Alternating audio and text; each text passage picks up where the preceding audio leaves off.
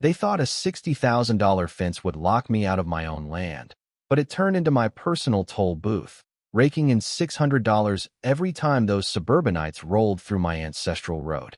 And when I returned from a livestock auction to find Aspen Hollow Path, the gravel lifeline my great-grandfather carved in 1964, sealed by a 9-foot wall of arrogance, I knew Lorraine Hargrove, the HOA's ruthless queen, had ignited a war that would unravel her criminal past and collapse her empire, transforming Pinecrest Heights, Colorado, into a battleground where rural grit crushed.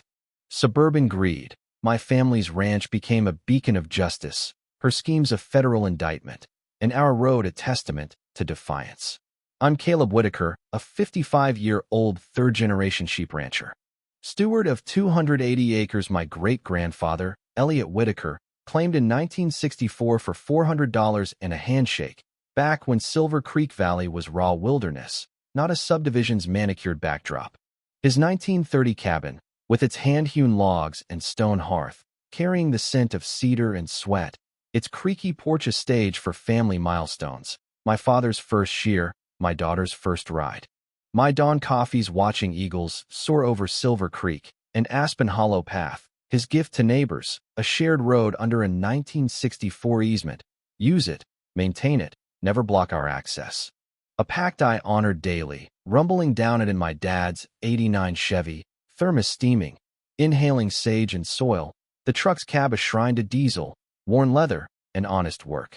Trouble slithered in with Lorraine Hargrove, a Portland transplant who arrived 5 years ago, her designer athleisure and predatory grin masking a disbarred lawyer's past, her husband, Victor, a construction tycoon, giving her muscle to seize the Pinecrest Heights HOA presidency, promising elevated aesthetics, while coveting my prime acreage for a lucrative strip mall and at Murphy's feed store. She cornered me, Bluetooth earpiece flashing like a warning light, her voice dripping venom. Caleb, we have a generous offer for your operation, but I clutched Elliot's faded deed and shut her down. Not for sale, Lorraine. This is Whitaker land. Her smile turning to ice. Progress waits for no one. Caleb, your shack doesn't fit our vision. The harassment began like a creeping poison. Citations flooding my mailbox, livestock odor violations, pre-dawn tractor noise breaches, unsightly farm equipment visible from public view. Neighbors turning cold, Mrs. Larson at the bakery, averting her eyes, Tom at the co-op muttering about orders to cut my credit, anonymous notes under my wipers warning, sell or regret it, whispers branding me unhinged after my divorce 3 years prior, a loner with dangerous ranching know-how, Lorraine weaponizing my grief, her HOA seal, a pretentious pine logo, stamped on every threat like a brand. And then came that crisp October morning, hauling 40 head of prime merinos back from Durango, my trailer rattling with pride, when I rounded the bend to Aspen Hollow Path. A 9-foot fence loomed, fresh lumber reeking. A sign proclaiming, private road, Pinecrest Heights residents only. Lorraine standing there, clipboard in hand, flanked by HOA lackeys, her smile sharp as barbed wire. Security upgrade, Caleb. Find another route. My blood surging. This was our road, built with Elliot's calloused hands, hauling stones in a '59 Ford that coughed more oil than it held. This is Whitaker land, I growled. Democracy, Caleb, she sneered, her voice slicing the air. That fence wasn't just wood, it was a declaration of war. Her campaign escalated, community meetings sprouting like weeds.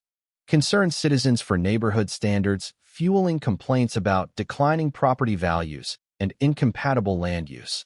The Pinecrest Gazette running anonymous hit pieces from newcomers who'd lived here barely a season. Lorraine's security patrols circling my property at 3 a.m., their cigarette smoke wafting through my windows as they accused me of disturbing the peace.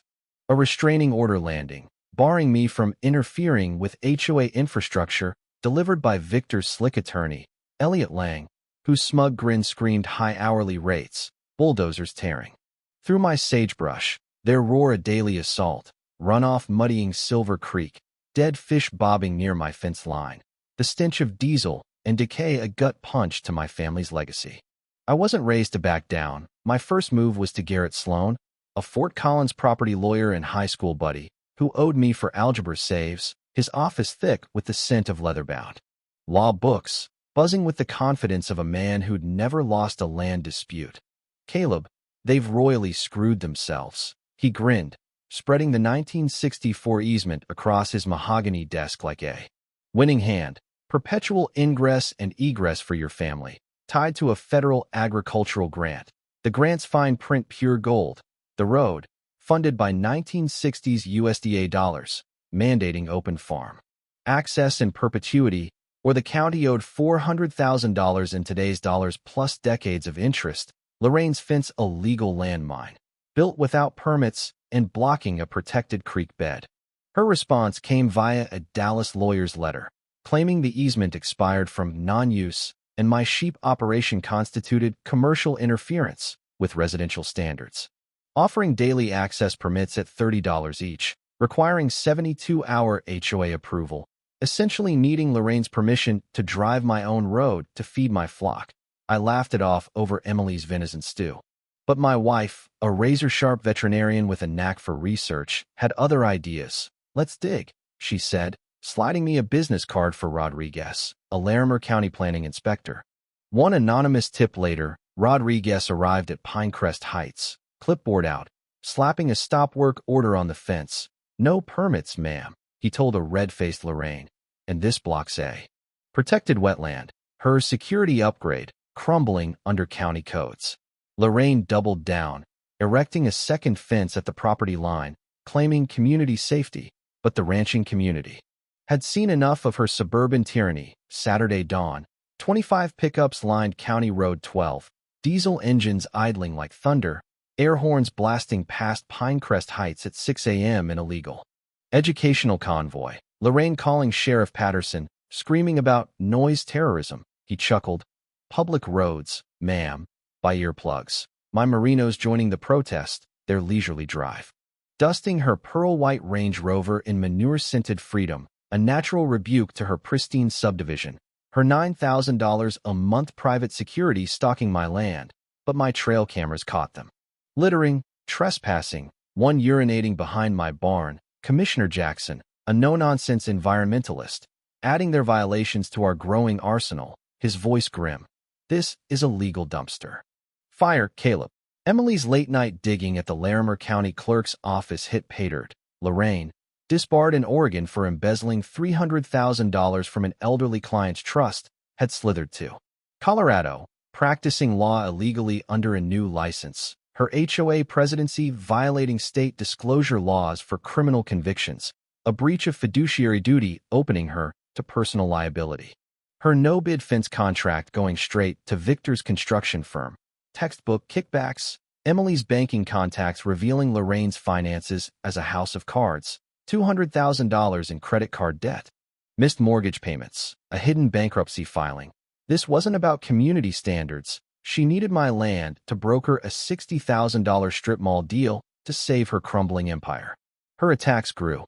Desperate, slashed water lines leaving my sheep parched, costing $3,000 in emergency water hauls. Someone planting saltwater fish in Silver Creek, framing us for EPA violations. But the inspector, a sharp Austin biologist, laughed. "Red snapper in a freshwater creek? That's a federal crime. Not your fault." Lorraine's restraining order claiming my flock endangered school children. Judge Morrison, a rancher's son, tossing it with a scowl. 40 years, no incidents, frivolous nonsense. Emily's veterinary practice taking hits. Anonymous complaints questioning her license. Late-night calls naming our college-aged kids. Crossing into federal crime territory. Our upgraded cameras catching Lorraine's hired goons slashing pipes. Their fingerprints tying her to felony. Agricultural terrorism under Colorado law. Clara Voss, a tenacious County Gazette reporter, uncovering Lorraine's deeper fraud. $2.5 million embezzled across 5 HOAs. Her desperation fueling a sprawling criminal enterprise. Clara's expose, paired with Jasper Reed's photos of illegal dumping and Nora Blake's environmental lawsuits, tightening the noose. The endgame erupted at 5:30 a.m. On a frigid Wednesday. FBI vans storming Lorraine's McMansion in Pinecrest Heights, red and blue lights piercing the dawn, agents hauling evidence boxes as she stood handcuffed in designer pajamas. Her empire collapsing before a cheering crowd of neighbors who'd had enough.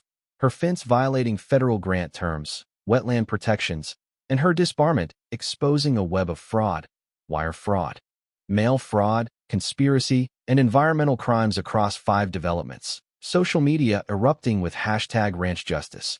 News crews broadcasting her perp walk nationwide. Hashtags like hashtag HOA tyrant. Trending as far as Montana. Her home hitting foreclosure. Unsold at auction. Victor's construction firm going bankrupt. His divorce filing citing her relentless abuse. The Larimer County community hall hosting the climactic finale. 500 residents packed in. Camera flashes popping like lightning. Commissioner Jackson taking the podium, his voice steady, proclaiming the Whitaker Heritage Act, a county ordinance shielding agricultural operations from future harassment. The new HOA president, Martha Evans, a humbled neighbor, reading a tearful apology signed by all 127 homeowners. We let fear and greed poison our community. We forgot that heritage is progress, handing over $300,000 in damages, $120,000 in legal fees, and $60,000 for ranch education programs. I stepped forward, gripping a ceremonial sledgehammer, swinging at a section of the fence post brought for the occasion, the metallic clang echoing like a church bell, the crowd roaring as splinters flew. A symbol of justice served and barriers broken. Emily taking the microphone, her veterinarian's precision cutting through the room as she detailed months of stress, disrupted business, and family strain. Ranch hand Miguel, his back scarred from a detour injury, speaking of the human cost, his quiet dignity silencing the crowd.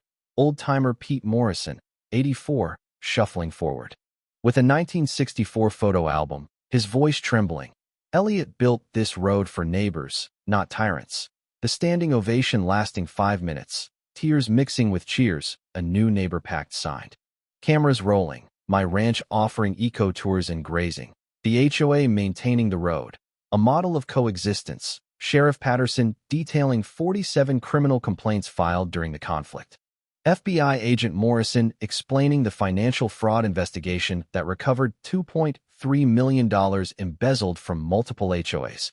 Lorraine's suburban reign of terror, a criminal enterprise spanning 5 developments. 6 months later, Aspen Hollow Path humming with smart gates, a model for ranches nationwide. Silver Creek running clear, wildlife thriving, deer and migratory birds returning in numbers I hadn't seen since childhood. Tourism injecting $300,000 yearly into the local economy. Lorraine serving 2 years in federal prison, owing $900,000 in restitution, her professional licenses permanently revoked. Our ranch hosting 250 monthly visitors for heritage tours. Emily's veterinary practice booming with community support. Our college-aged kids planning to carry the Whitaker legacy forward, inspired by our stand. The Whitaker Heritage Act protecting farms in 20 states. Our story earning a PBS Emmy for its documentary, Small Town, Big Rights, the legal precedent. Dubbed the Whitaker Standard, cited in 23 agricultural rights cases, becoming required reading in law school property courses. Texas A&M using our ranch as a demonstration site for sustainable coexistence. Published studies validating the economic benefits of agricultural preservation. Creek restoration winning state environmental awards.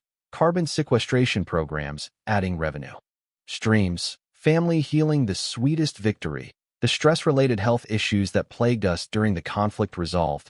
Our son announcing plans to return after agricultural engineering graduation. Our daughter studying agricultural law, inspired by our victory. The Agricultural Heritage Education Foundation, funded with settlement money, providing scholarships for rural students in agriculture, law, and environmental science. National recognition growing. Agricultural magazines featuring annual progress reports. Property rights organizations citing our case in fundraising. The speaking circuit taking us to conferences across America. Similar victories in Montana, Oklahoma, and North Carolina using our strategy. Annual Heritage Day celebrations attracting 5,000 visitors for agricultural demonstrations and local food vendors, generating $200,000 annually for local businesses. SmartGate technology licensed nationwide, supporting ranch improvements while helping others solve access challenges, standing on my porch at sunset, watching cattle graze where they've belonged for 60 years, the smell of mesquite smoke drifting from Emily's barbecue pit, evening birds calling from ancient pines, Elliot's road open to all who belong, just as he envisioned. But the question lingers, was turning their road into my toll justice or vengeance? Did saving our heritage heal Pinecrest Heights or sow lasting distrust? Share your HOA nightmares below. What's fair when greed fences out roots? Like if grit triumphs? Comment your take. Righteous, ruthless, or right in between. Subscribe for more underdog victories, because these stories of rural determination beating suburban entitlement need telling, and the road stretches on, open, free, and fiercely defended, just like Elliot planned.